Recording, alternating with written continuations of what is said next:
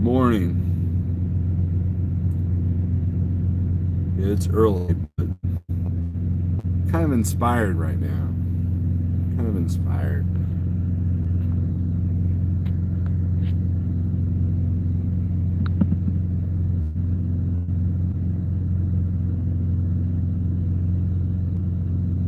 If we get some people in here, I'll kind of explain things. Let's see. A lot of feeds have kind of sucked here lately. Provost, what's up? I was accused of something in James Best live feed, so I figured I'd address that.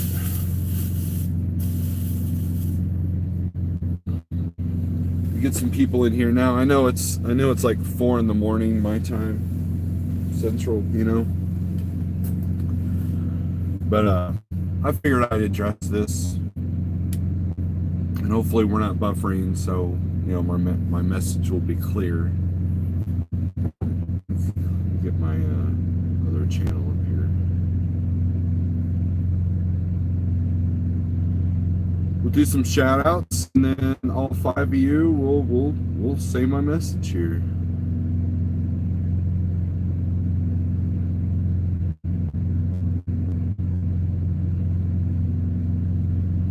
Because,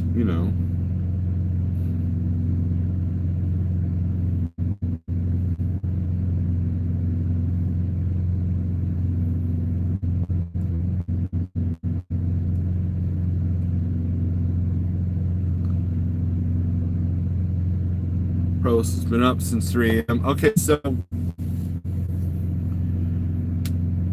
other trucker James Best was just live, right? And anybody who's been following James Best for the last 3 years of his YouTube-ness, or 2 years, I guess, has seen his channel grow, and he's been supporting this truckers.com thing, and there's a small YouTube war going on with that because and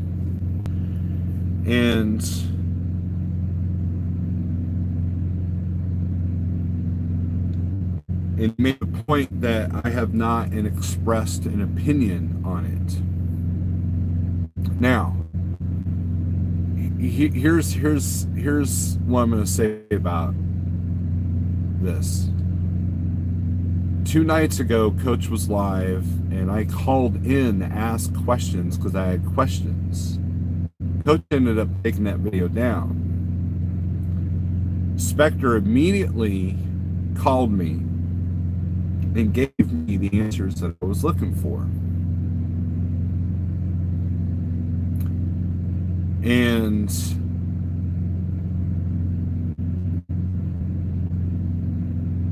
but that's kind of how I roll.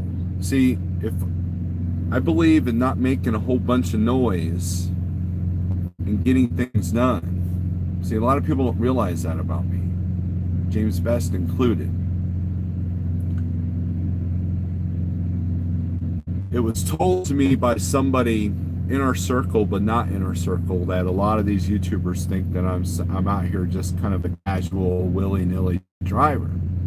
But they don't realize the things that I got going on at home. They don't realize what my goals are. And they don't realize the things that I've accomplished outside of the trucking and outside of the trucking YouTube universe. Now, being passionate about something. I'm passionate about trucking. I'm passionate about doing the things that I need to do and helping others, which is why I do my YouTube, right? If you need help with something, I'm there. If you want advice from me, I'm there. If you want validation, that's a little bit tough to get from me, because a lot of people seek advice or seek validation but not advice. And I've made my opinion. I've pissed off people with my opinion. And when it comes to regards of the state of trucking, mega carriers, and stuff like that, here's something. Here's a valuable lesson to anybody who's watching this. Let's take the broker situation, okay? Freight went down 60 to 70% across the board. So naturally, when the rates went down, and they went down ridiculously low, there was a knee-jerk reaction by many people who were already suffering because of 2019.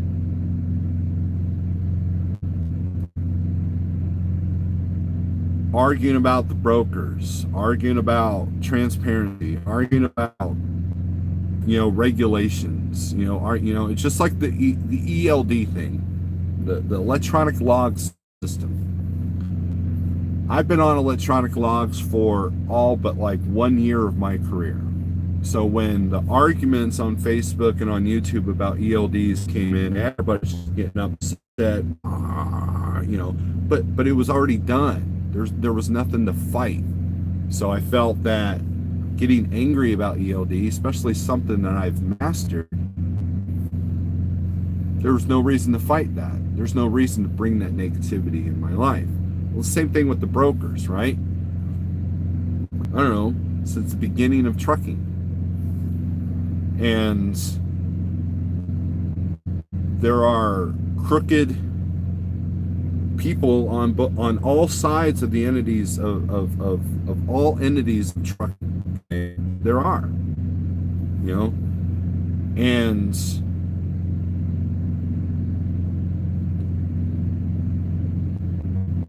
these arguments bitching about the brokers, okay, it's not something I can change. So, but it is something that maybe I can master. How do I master the system, right? So I remain calm in the background and learn what can I do, because I look at the successful people. I look at the people that aren't making a lot of noise, and what are they doing? And that's how I run my life. I was an angry guy. I was a vocalist for a death metal band. How much more angrier can you get than that? I screamed about a lot of injustices in our world.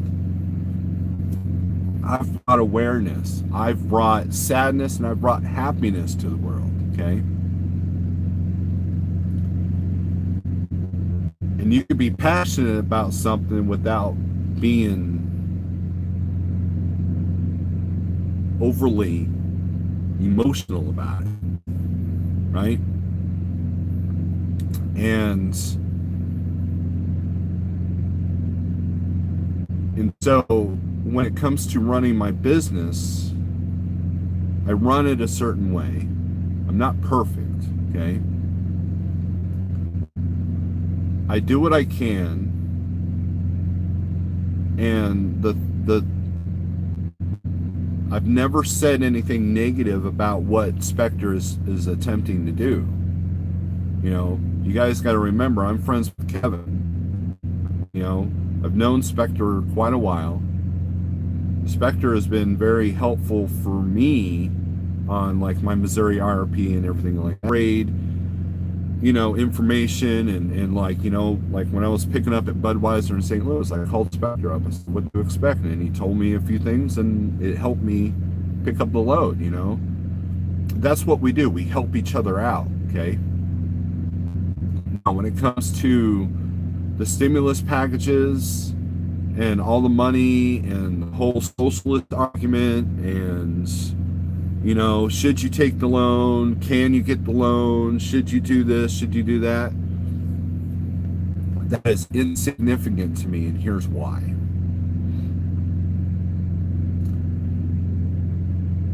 The things that I'm seeing our government doing, The things that I'm seeing, the destruction of our country based on that, than arguing about money. If the government is willing to put trillions of dollars to help the economy, when just putting things back to normal would make it go away, there's a bigger story at here. There's a bigger story at play here. Okay.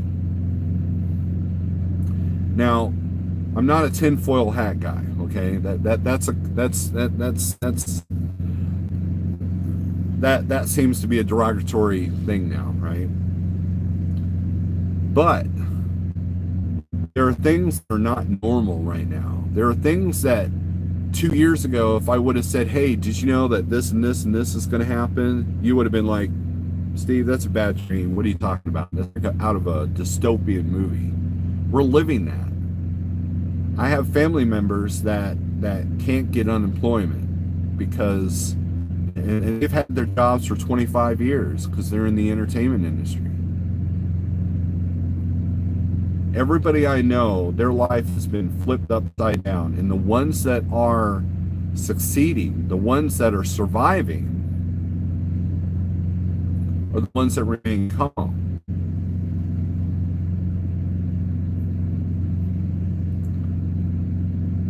See, Provost and I talk about this all the time. And I look up to Provost because he's a guy that seems to have his shit together, right? He's got a good home, he's got a new truck, he runs a successful business outside of trucking, and he seems to be doing okay. And if he's not, then he's not putting it out there. But he's remaining calm. But I know that he's doing okay because he said this. He goes, look, I've hit rock bottom before. All you can do is get back up, okay?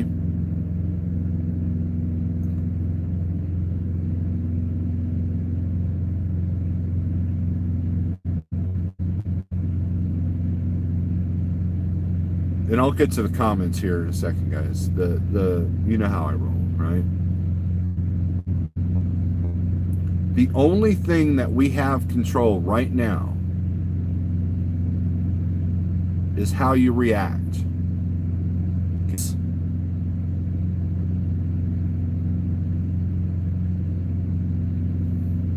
While everybody's arguing about the socialist aspect, everybody's arguing about whether you should or should not take money, whether you can or cannot get the money, whether or not, whether or not brokers should be regulated, whether there should be a minimum rate. Everybody's hurting, everybody's reacting. What you're seeing is reaction. Our country is disabled because of a reaction. Okay? And it does no good. It does no good to panic. It does no good to make emotional decisions without rationality, okay? Everybody was up in arms and was mad at OIDA, okay? Now, I can't control OIDA, and I really don't have the resources to start a new version of OIDA. And so I took my passion, the things that I felt, needed to be heard, and I took them directly to, I just did it. Okay? Told them what I needed to tell them. They heard the message. They told me what was going on. And I would say something about to other people what OIDA had told me. Well, that's full of it. That's and more anger. Steve, OIDA still doesn't care. I don't care what you've just told me. OIDA this, OIDA that, blah, blah, blah, blah, right? But I did my part. I did what I could. I did what I had control over. I can't control OIDA. I can't control what they do. I voiced my opinion, and that's that. And I didn't make a big deal of it on YouTube, okay? I had concerns about the TST thing. Truckers supporting truckers, those of you who don't know what I'm talking about. And I expressed them on Coach's channel. And then when that wasn't being conveyed correctly, Spectre called me and I went straight to the source. Again, without making a bunch of noise.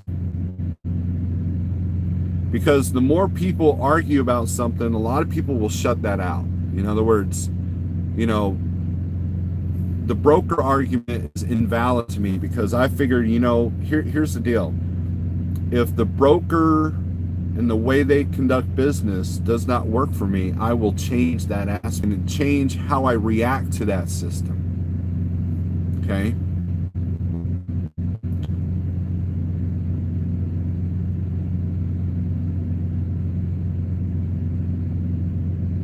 But I'm looking at the bigger picture, and Ponzi kind of brought up the point. The bigger picture is this.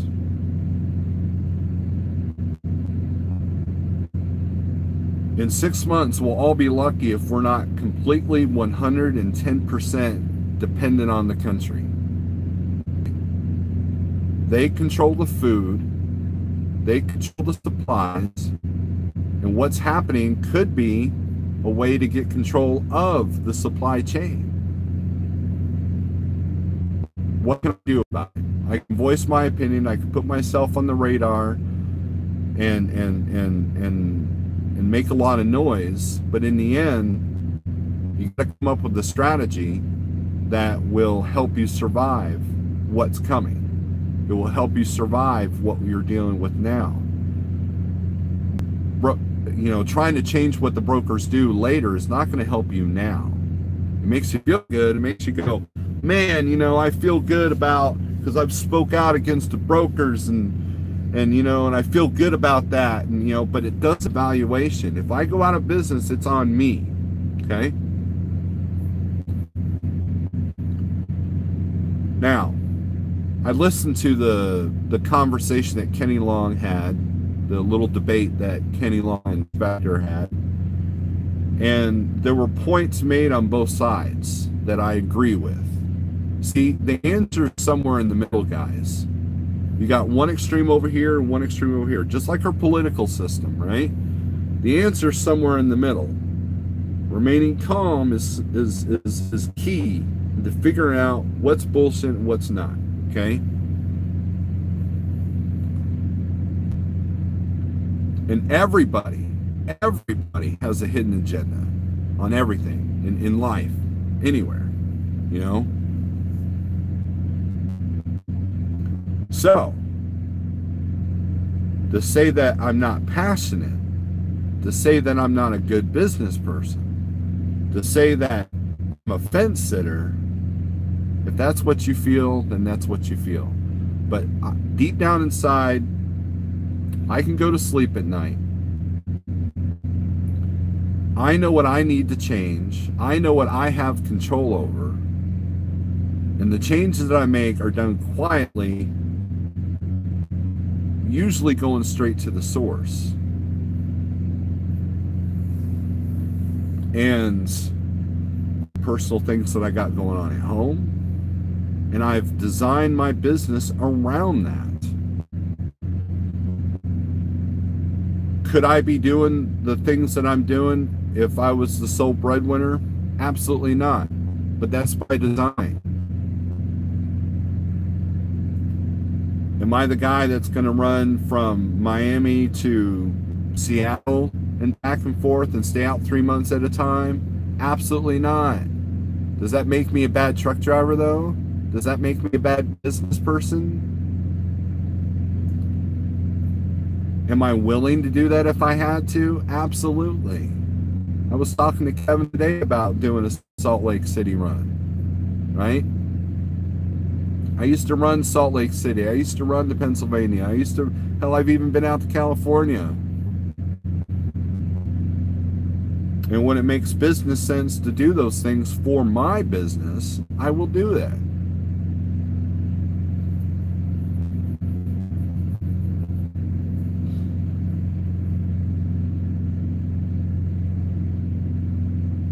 And I admit I've got some advantages that maybe some people don't. And maybe people resent me for that. But that, again, that's by design. I design my business to survive pretty much whatever life wants to throw at me. And I have a circle of people that will help me when needed,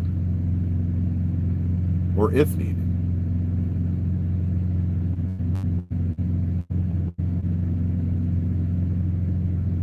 Now, the other aspect is I have had my anxieties over this whole pandemic thing. I really have.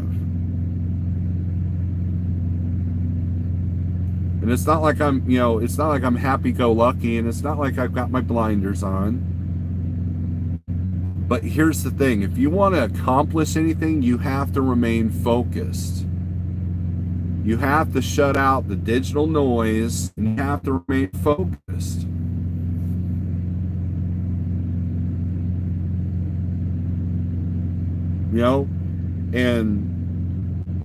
And while you've got two camps in YouTube arguing about Spectre's program, the details and taking it apart here, but and then praising it here and all that, the answer will be somewhere in the middle. Maybe they won't get that $1.50 mile. Maybe they'll have to do it based off of something else besides IFTA. But the fact is, Spectre's trying to do something, and I commend them for him. I've never talked bad about that. And the questions that I had were addressed, and what else can I do?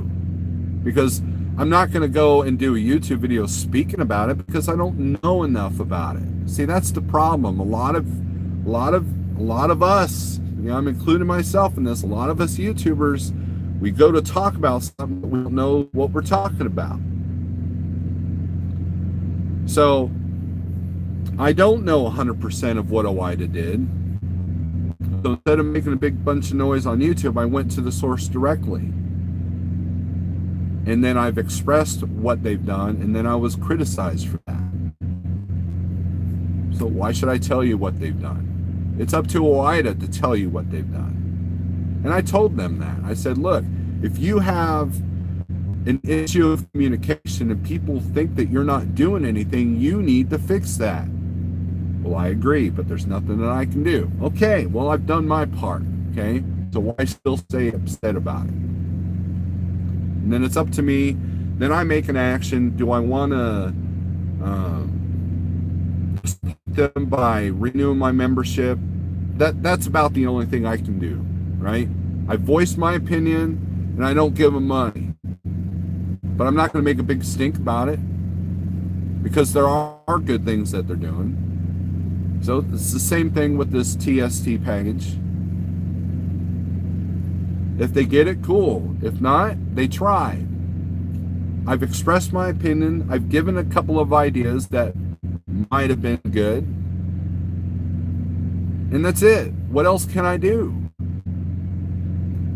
And so when you read the chats, read the chats in Coach's video. Read the chat comments in James Best's video. And it's all for nothing. It's all for nothing, because in the end, if they get it, there's going to be 50% of the people that are going to be pissed off about it. If they don't get it, there's going to be 50% of people that are pissed off about it. Meanwhile, it doesn't fix the situation that I'm in now, right this second. Okay, that's great. If that happens, cool. Now, as far as the morality of taking no sand in, I have no weight in. You know why? Because I, like many Americans, have taken the stimulus package. I've been able to get that.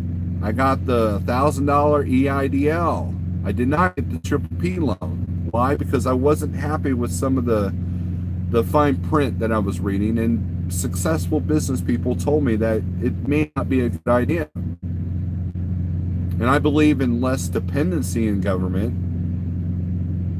if possible.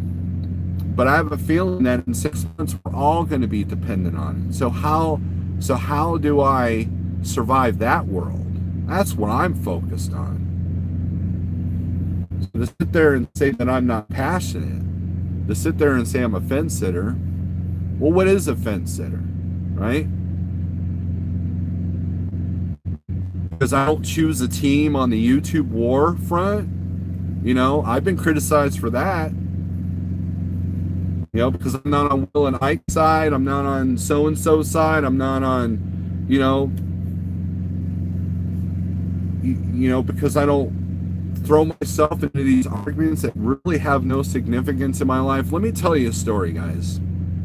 So, one morning I get a phone call from a friend of mine, a good friend that I've known since high school. And he calls me up and he says, you know what, Steve, he was crying. And he just found out that his niece was brutally raped and murdered, and he was distraught. Okay. And the first thing I said is, what can I do? And he goes, well, here's the deal. We had a gig coming up. He wanted to turn it into a benefit gig. You know, this was years ago, before I was a truck driver, still doing the band thing. And that was all I could do. You know, be there for him. We created this benefit gig. I contacted the news to make a big deal about it on, a couple months later when the gig happened, but I remember this very vividly. I turned on the TV because this was now the biggest event in my life. This was the biggest situation that I was dealing with in my world, right? I turned on the TV and there was, hoping to see some kind of news, hoping to see some kind of like someone else was feeling the same way that we were. Nothing. There was a news. The news was on, and it was more focused on this bullshit show called what's it called? Big Brother, where people actually volunteered to live in a house with a bunch of idiots and be videotaped, okay? And I thought to myself, how insignificant is that bullshit, right? How insignificant is that?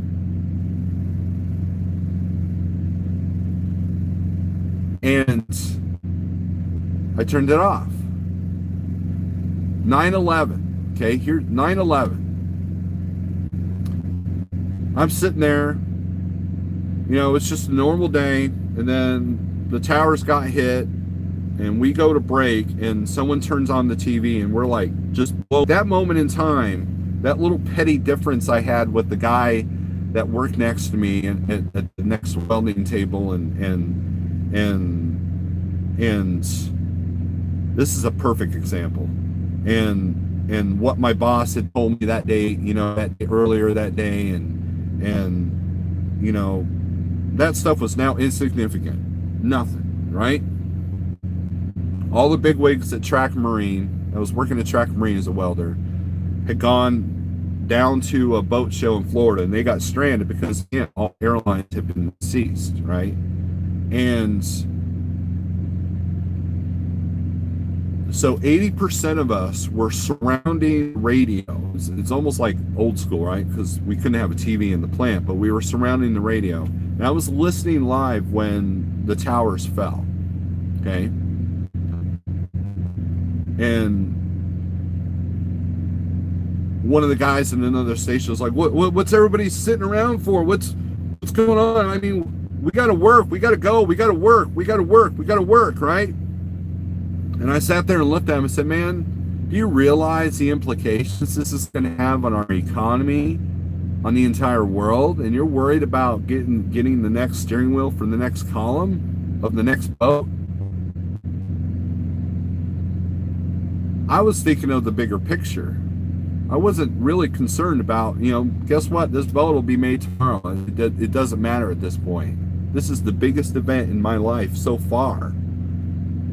Everything else was insignificant. Okay? So I didn't see the point of being that guy stressed out about getting the next boat built. But I also wasn't like paralyzed in fear of the event either. I was in the middle thinking about what can I do to protect myself and what's coming down the line in our country. And our country has never been the same since, right? I can't control everything that happened after that.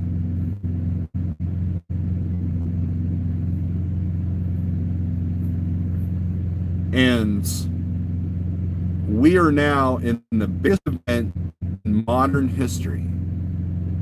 Okay? The pandemic and the illness is real. I know people that have gotten sick, and I have friends that have died. Okay?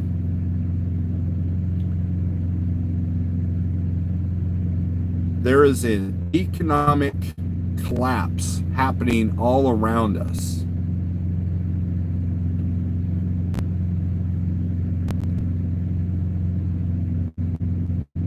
We have had the biggest trucker job loss since they kept records in 1990. I did a report about that. Remember? The Unpassionate Fence Sitter did a fucking report about it.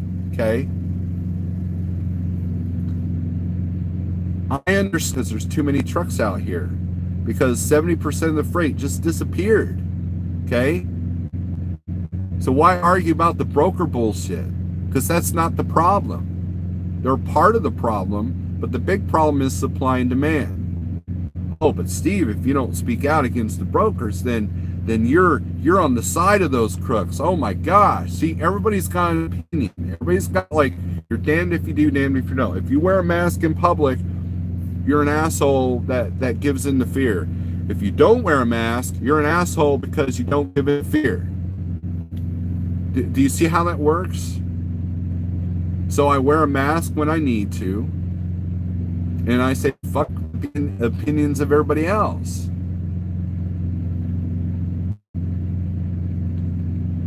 And I don't get upset about it. You know why? Because that's just the new reality. That's the world that we live in right now. Okay? And so right now we're dealing with the biggest event in our country's history since 9/11. We're seeing levels of unprecedented government assistance. And we're seeing an unprecedented level of amount of how many people trust the government or not trust the government. So, you have tinfoil hat theories that go pretty extreme, and then you got the people that believe exactly what CNN's telling you. Both sides are wrong. The answer's somewhere in the middle. And you can evaluate what the middle is if it works. Do you see how that works? That's how my mind works.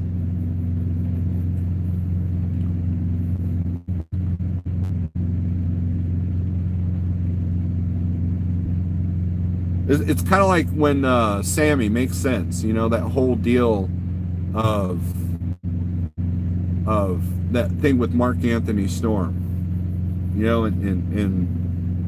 and I didn't have a dog in that fight. I know Sammy. I don't know Anthony Storm or Mark Storm, whatever. I don't know that guy. I watched the two videos that were being talked about. I made my opinion, and it was and you had people like saying, oh, if you don't stand up for Sammy, you're an asshole. You're just as bad as Anthony Storm. And if you it's like, does that suck that happened to Sammy? Yeah, because I like Sammy. He's a good dude.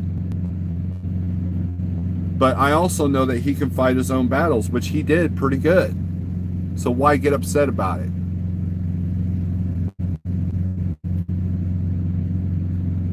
Because in the end, it's just YouTube. James Best has said that over and over. It's just YouTube. It's insignificant. It's entertainment.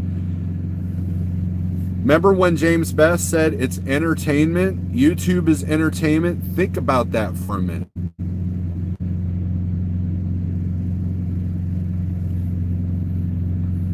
There's a lot of things that go on behind the scenes that a lot of YouTube watchers don't realize that's going on.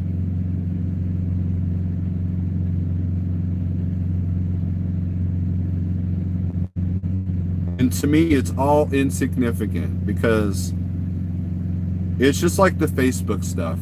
If you're a owner-operator truck driver on Facebook and you're a part of rates and lanes and rate per mile masters and new owner-operators and rate chasers, you're seeing a lot of bullshit right now. You're seeing a lot of anger. You're seeing a lot of discontent. You're seeing a lot of people suffering. You're also seeing a lot of people saying a lot of stupid stuff. You're seeing a lot of people that don't know how to run a business. Help them. They turn around and call you an asshole. Okay? So you get all this digital noise, and what happens with all that digital noise on these Facebook pages is that you can't see the forest from the trees. So what happens is the really good information, the little tiny golden nuggets that would help you are now completely eroded away, diluted in a bunch of shit. So for me to sit there and do something for or against truckers supporting truckers did not help, because I was not informed enough to speak for it, and I was not hateful enough to speak against it. I had questions about it. I went straight to the source, and it's done. I told Spectre good luck, and that's it. Meanwhile, I got people that call me and say, well, this needs to be done, and this needs... Well, don't tell me. Tell somebody else. Tell the sources. Okay? So when I say remain calm, remain calm. Because, yeah, you can be motivated and you can get shit done without being angry. Trust me, I know. Now, frustration is your mind's way of telling you that you aren't comfortable, and it's that discomfort that makes you go to the next step. If you're in rage, then you can't think clearly. Think about it. If you're on a battlefield, if you're just in blind rage and you go, oh, and you just charge, boom, you get shot, boom, you're dead. But if you channel that rage, if you channel that fear, and you remain calm, then you can get through the battle without just being blatantly shot like an idiot. You see how that works?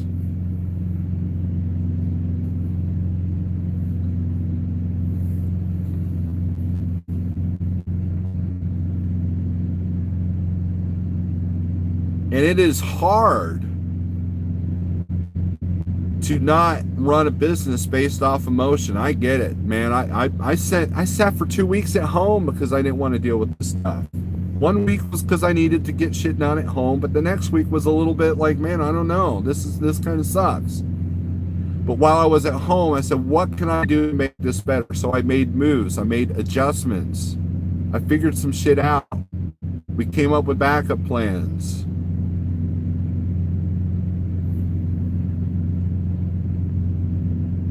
And then guess what? I booked a load and started running again. And my strategy has proven okay so far. Is it the best strategy for you? Probably not. Is it the best strategy for me? Maybe not. Who knows? But I do know that if I can get a full night's sleep and try not to be stressed about things, that helps my immune system, which a healthy immune system keeps you healthy. It can prevent you from getting sick from the virus. That is still a threat.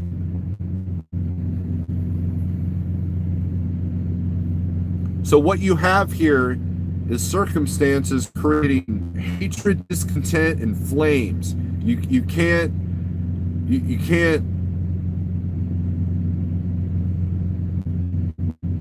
if think about this. You have people wearing masks going on hiking trails, okay? They have this anxiety, and so they now they're getting not getting their oxygen because they're basically smothering themselves, right?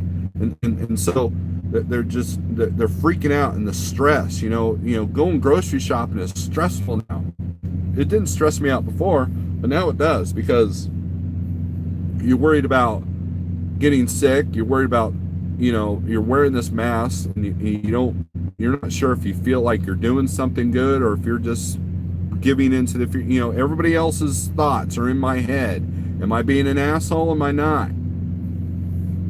Am I giving in? Am I part of the problem, or am I a part of the solution? The fact remains that, meanwhile, you got people that dump their mask and their gloves on the ground. Okay, if these things are supposed to keep from getting sick and they absorb all the germs, then why are we still spreading the germs by throwing it on the ground? Does that make sense, guys? Common sense is out the fucking window. So, okay, we're worried about this pandemic and worried about getting sick. So I'm going to take the things that might be infected and throw them on the ground, and then bitch at the people for spreading the virus because they want to go back to work. Do you see how absurd that all is? So it does me no good to bitch about the guy that's dumping a shit on me wearing a mask in the store. It does no good to bitch about the things that I cannot change. People suck, okay? People suck, and they're going to continue doing stupid things. Unfortunately, those things affect me, and that's when I get involved, and that's when I make the moves that I need to make to get to help me and my family survive. When everybody was panic buying toilet paper, we already had shit together. When people were panic buying meat and canned goods, we already had that shit. Why? Because I remained calm and I saw what was coming down the line.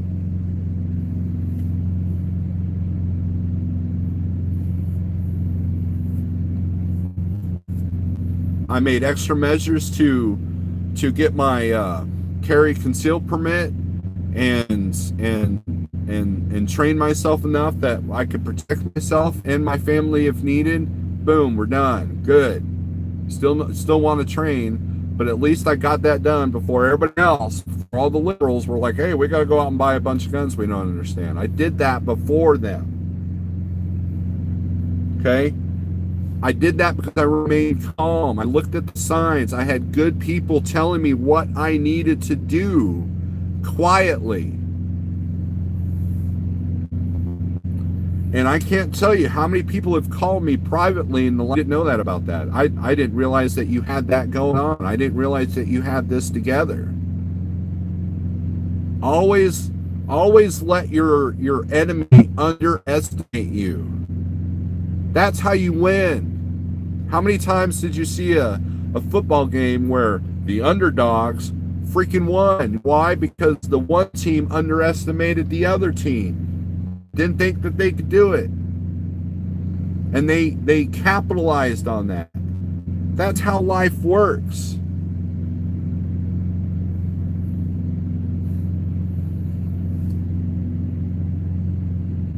And so while everybody's arguing about a bunch of shit that doesn't matter, that you can't change anyways,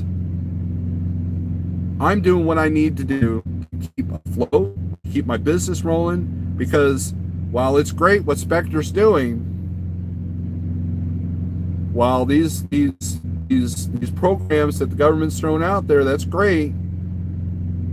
I've been able to capitalize on some and not on some others. I feel very blessed, but I'm not upset about some of the other stuff, because I can only control what I can only control. That's how life works. And I've made my adjustments, you know? And I see things coming down the line that none of us are going to like. I see things coming down the line that you know, and I've made a prediction every step of this pandemic. I've made a prediction and I've been right on the fucking money. Because I'm not out there making a bunch of noise. I'm not out there, you know, spreading one agenda or another.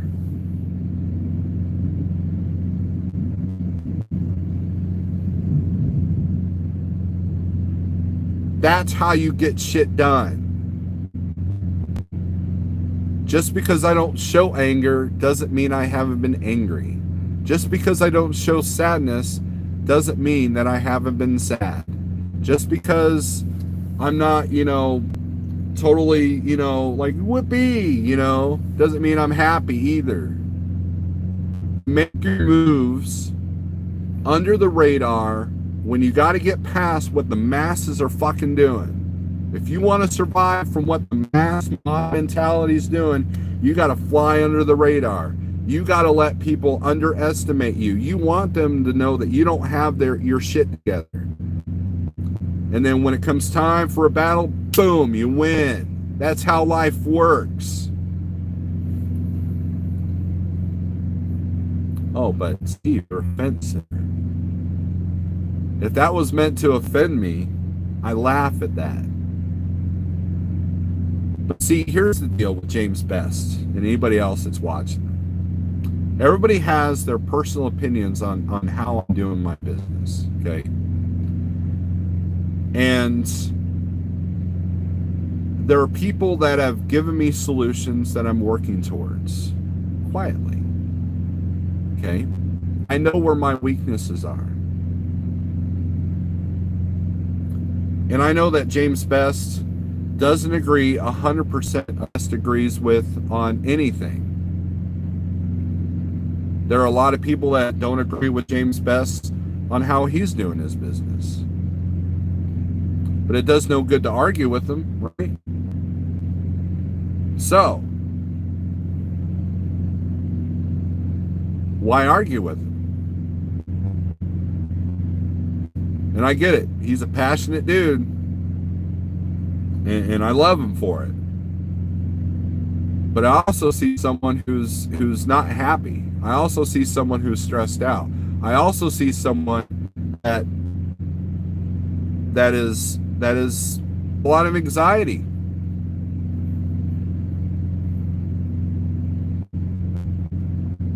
And that makes me sad. And I've done my part. You know, whenever he's going, you know, into dark places with his long, the other day, we were on the phone and he was getting worked up again about the situation that we're all in. And I calmed him down by, I tried to calm him down by talking about his Salt Lake run he was getting ready to do and how beautiful the scenery is through, different aspects of it. Except Wyoming. Wyoming sucks. But you know what I mean? Like as you go down Edie into Utah and that whole, there's like a whole stretch that's very postcard. And I talked about that. I distracted him from the things that was making him miserable. So that's the thing, guys. You have to take what's making you miserable and you have to change it or change your perception of it. And I refuse to let everybody else's stress, everybody else's anxiety to affect how I need to survive. So, if you want to criticize me, fine. If that makes you feel better, good deal. But the reality is I'm very blessed, but there are also things that I need to improve on. And if I don't improve on certain things, guess what? This pandemic will make me a statistic. And that's what I'm trying to do. I'm trying to do everything I can within my control to survive this extreme circumstance that our nation is in.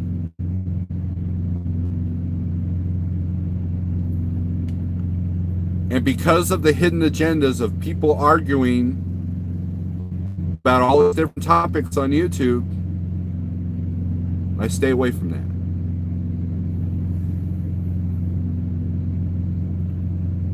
Explaining the situation to coach, inspector, people out, well, Kenny Long's a broker. He's got a hidden agenda. Kenny Long, is he was talking out both sides of his mouth. Well, yeah, look at that. Why would someone say this and not, but then be doing this? There's an agenda there, right?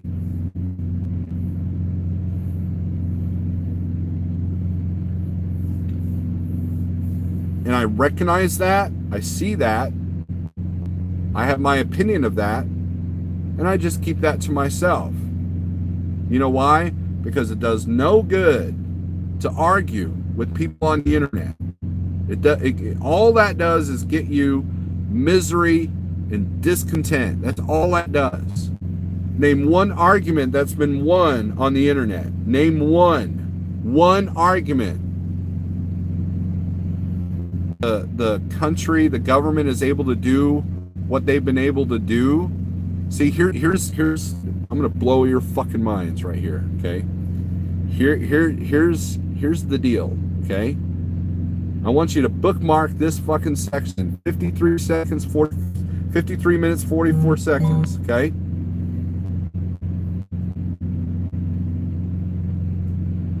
Any person, any entity, whether it be a government, they want you arguing. They want you divided. They want you to bitch and tear at each other's throats.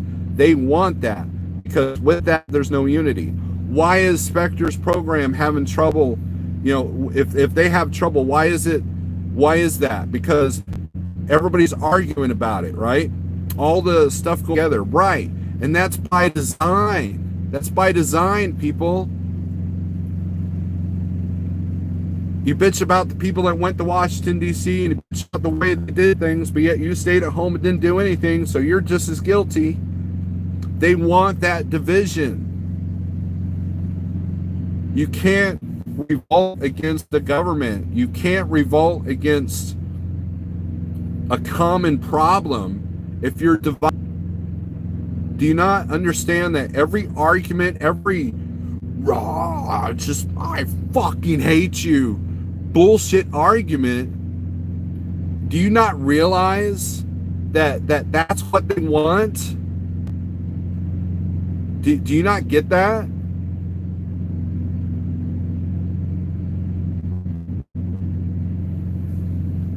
So while the right and the left are just at each other's throats, argue, this little thing comes in the middle that no one's watching, and boom, changes our lives. Do you see how that works?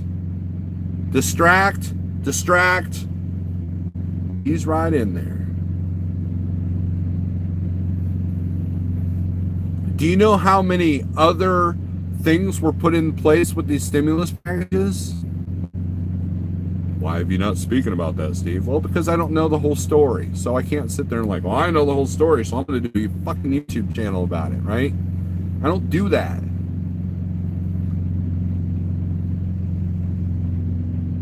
Well, at least I try not to. I've been known to do it. We all have. We're all guilty of it. We're all guilty of getting on this YouTube and saying shit that we don't even know what the fuck we're talking about. We're all guilty of that. But that's what they want. They want you arguing. They want you to be discontent with both sides, just and you just come right through the middle. I once watched a NASCAR race. It was the IROC Champion Series where all the cars were equal. They were all Camaros or whatever.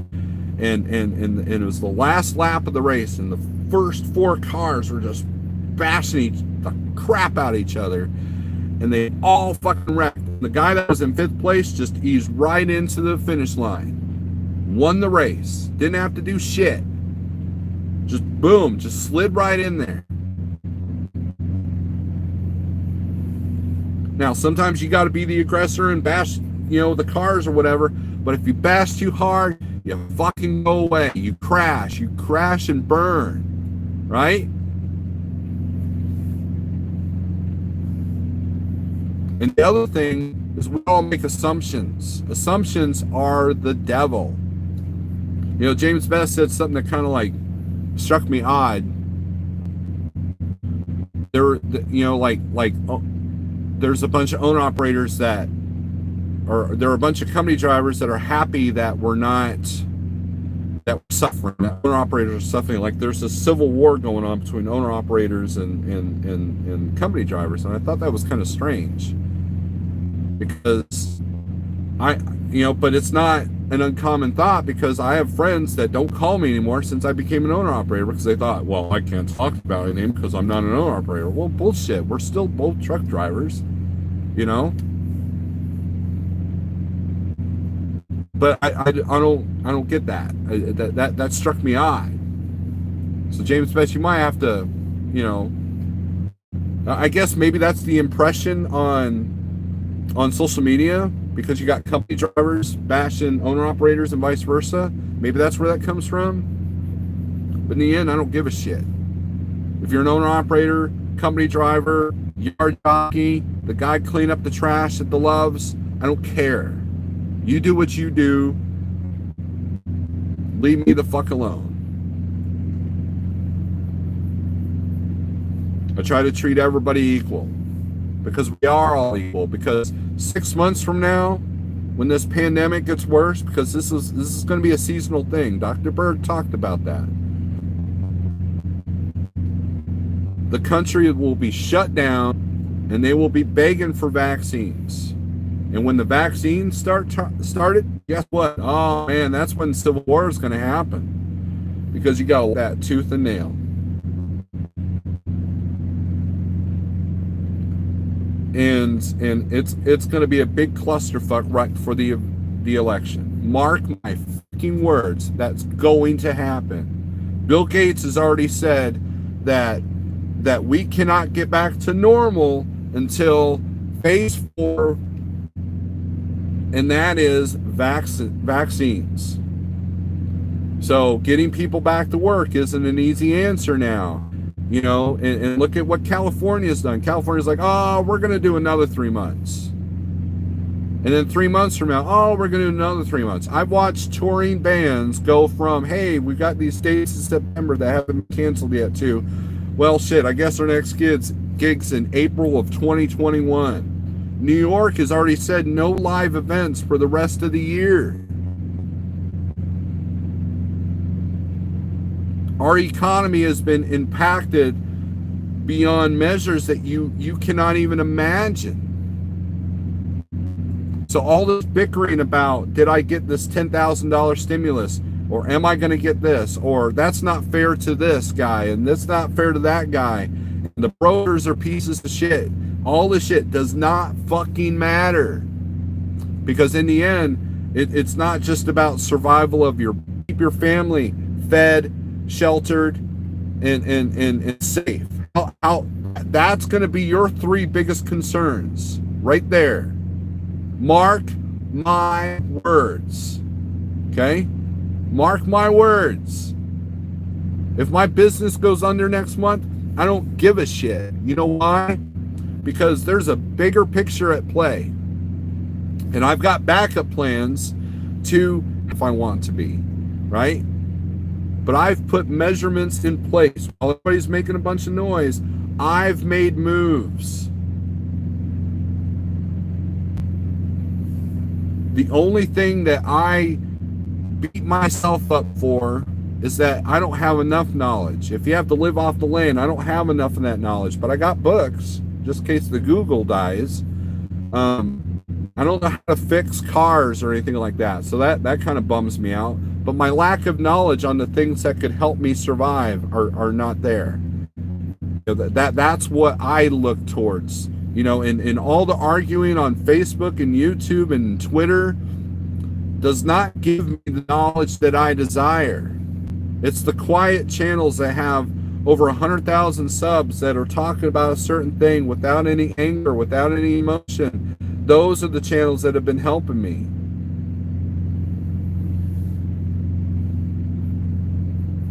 So when everybody can put their ego aside and they can put their differences aside and start take care of yourself physically, mentally, and spiritually, that's when you're going to win. That's when you're going to defeat whatever life throws at you. Mark that, bookmark that section of the fucking YouTube video. 1 hour and 3 minutes. The only way you're going to survive this is physical, mental, and spiritual health. That's it. That's it. That's the only fucking thing that's going to help you. Right? So you guys can continue arguing about stimulus packages and brokers and hours of service and how everybody's out screwing the man. You know, you guys continue to argue about that. But that negativity does me no good. Do brokers upset me? Yes. Does it piss me off when I go to Kenworth and they want to charge me $500 to change a part this size? Yes. But that's by their design. They've manipulated the numbers to do that. They've manipulated the system to do that.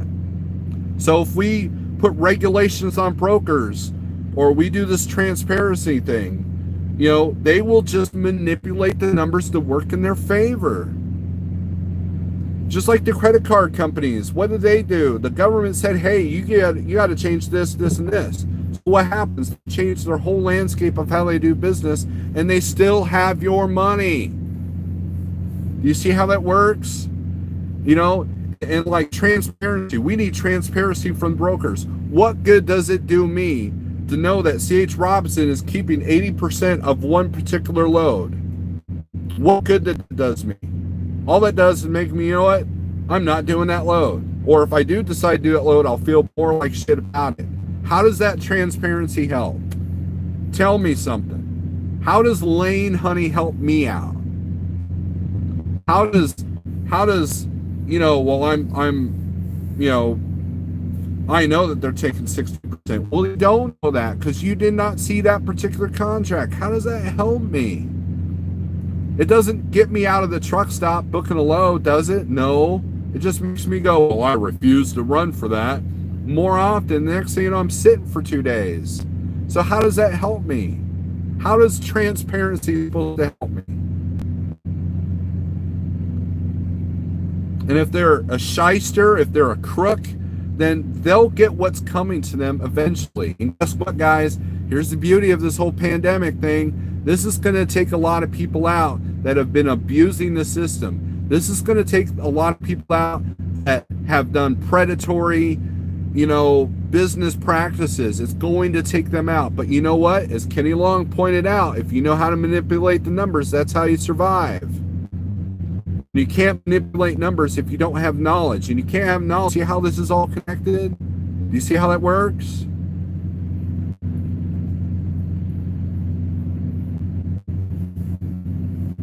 So, when I get called a fence sitter, there it is.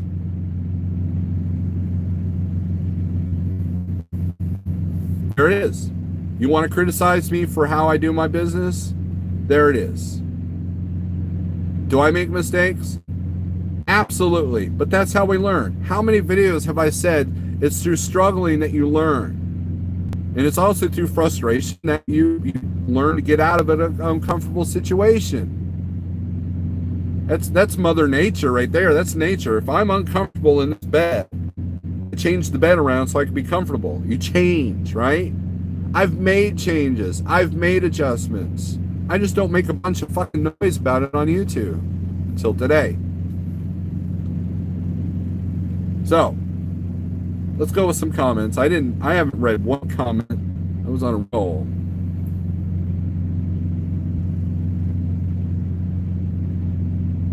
Hasn't been many comments. Mate, Skunza, Mike Miller, James Best, Sergeant Ringo.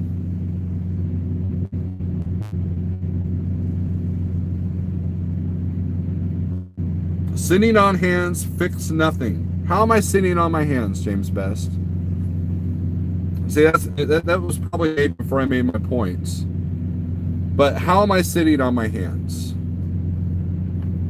Okay. James Best, if you're still in here, answer that.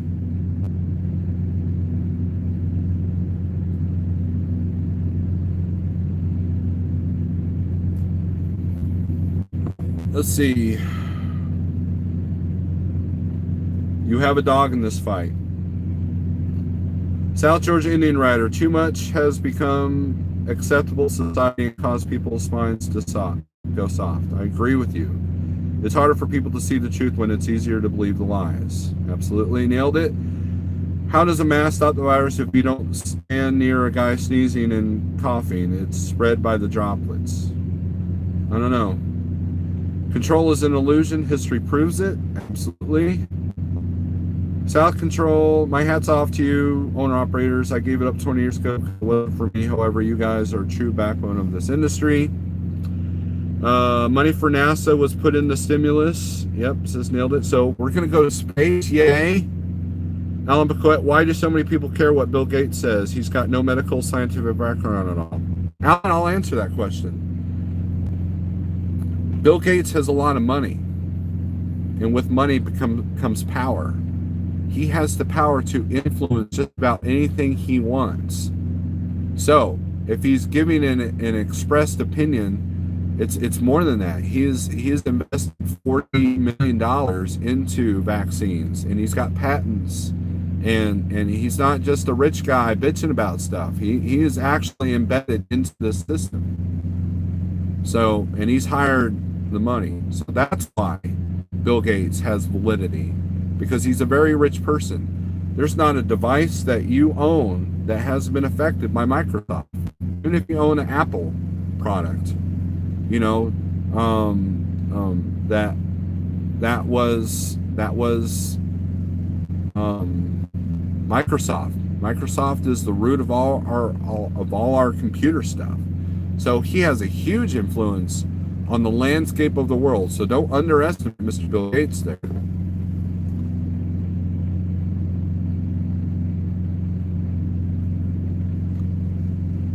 Bob G, good morning. I'm shocked how much debt we were in just 3 months. Yeah, I agree. Ratman, what's up? Pale Rider, this is early. I know it's early, but James Best went live and he created a reaction from me, I have to admit. Because, you know, Pale Rider, you probably fall in this category. You know, you're even keeled. You don't really talk one way or the other. Apparently that's a bad thing. Remain calm and not bitch about shit is a bad thing, Pale Rider. Apparently that's a bad thing. So you and I will start that club.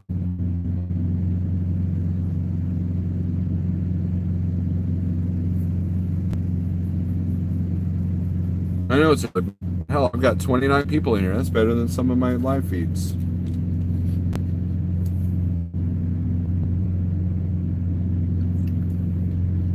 Here's how absurd it gets, right?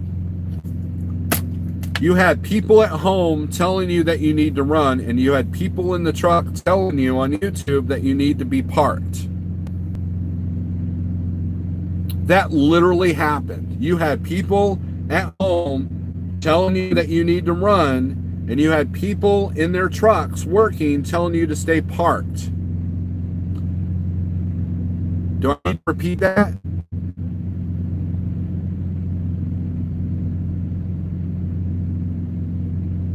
So how's that in, right?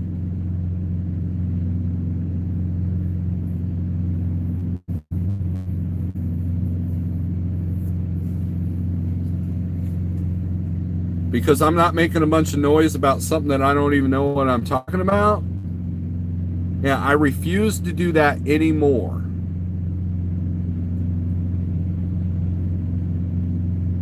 On YouTube doesn't mean that I know what's best for you, or what's best for the government, or what's best how to handle the virus, or what's best how to handle the moron throwing his mask on the ground because he doesn't know it's a trash can. You know, it's just like, you know, I can sit there and gripe about drivers that like, I don't know, are inconsiderate. Like they do the 30-minute breaks in the fuel island, and or they don't flash their lights when I flash them to get them, you know, to come over in the lane. And you know, I can make a lot of noise about all the bad things about the trucking industry, but guess what? That's already been done. Everybody else is doing that. Has it helped? I've done videos about how trash is being thrown on in the parking lots and stuff. I've done those videos. I did them with a different twist, with the help of Red Chicken and then the mattress lottery and the whole thing, you know. But has that changed anything? No.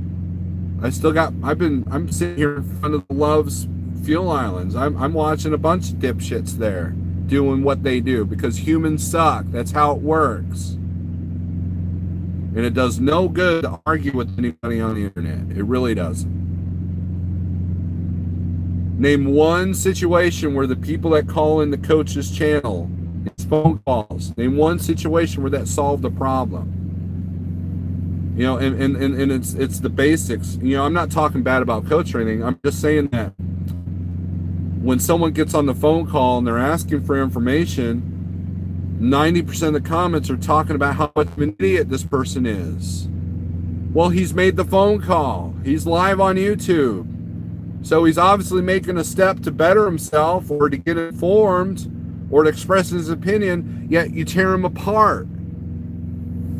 What good does that do? So to sit there and gripe about the guy in the fuel island, you know, on YouTube, does that do any good? No.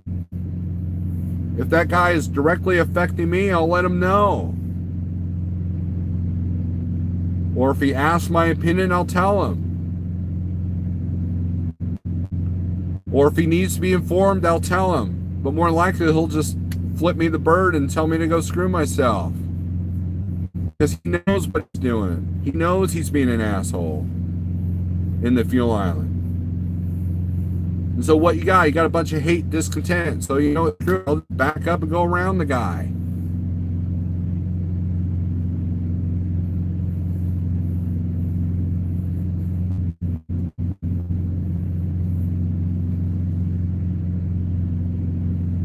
Pill Rider, I might leave this up. If I make it unlisted, I'll send it a link. I'll probably leave this up though. I don't know how bad it's going to buffer. If I take it down, it's because of the buffering. So, you want to get something done, you got to make changes to yourself first. You want to get something done, use your influence, things done, but you have to work on yourself first. And I did a video called "The Struggle is Real." I was pissed off at myself, at my weight, and then I shed 120 pounds because I had to make a change. So don't think that I can't make changes. Don't think that I don't get angry. Sit there and belittle you if you don't want to lose weight. I'm not going to sit there and belittle you if you don't want to eat carb-free. I'm not going to sit there and call myself perfect. I'm not going to sit there and criticize you for what you do. But if you come to me for advice on health and diet and stuff, I will be there. I will help you. And I've made videos about how I deal with this problem, how I deal with that problem. And that's all I can do. That's all I can do. But the rest is up to you. It's the same thing with this whole business financial aspect. You know, and here's something you got to consider. If you are in a truck right now, whether it be company or owner operator, and you're still working, consider yourself blessed. Because there's a lot of people that aren't. There's 80,000 drivers out there that aren't.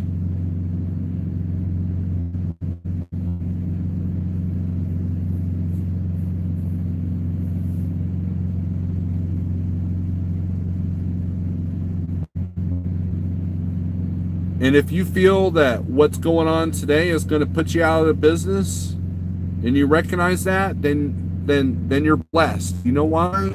Because you've recognized it. So make the changes. If this TST 150 thing goes through, awesome. It will help. It'll be great. But I wouldn't count on it. Why? Because you need to make changes now. Because, you know, how many people out there in the general public go, oh man, you know, I'll get this and this done once I get my tax return. We've all done that, right? We're waiting for money. We're waiting. So therefore, we don't make change. I'll still max out my credit cards because, you know, when my tax return comes in, I'll pay it off, you know? But that doesn't solve your problem now, does it? If you can get help, get help. If you need help, seek it. If you want to get help, don't let people guilt you into you're supporting socialism if you take a stimulus check. You know what? We're already there. We're already there. In literally 3 months, the government has turned this into a socialist regime. Do you guys not see that? You got people that are willing to stay at home, live off employment versus going out and getting a job. But then you got people that can't even get a job. And you got people that love their job, would love to go to work, but yet they can't because the government said that their jobs are not worthy enough for that. The government has taken control of where you shop, how you shop, how much money you got coming in, how much food you got coming in, how much toilet paper you got coming in. That is all affected by what the government has done. I believe I call that government control. Do you? If I can't get toilet paper at the local Walmart because there's a supply and demand issue, because there's an issue at the paper plant, because, you know, the paper plant was forced to shut down because they're not making any money, because there's no demand. You see how backwards that is? It's a vicious circle.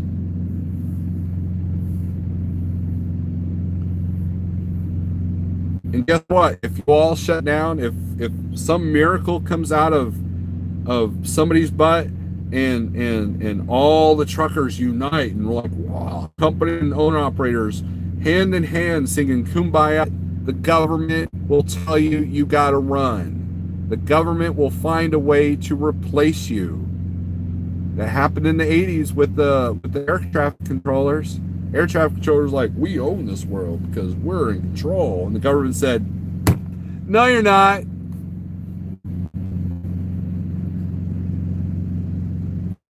So, this is your new reality. This is your new normal. How are you going to react to that? How are you going to deal with that?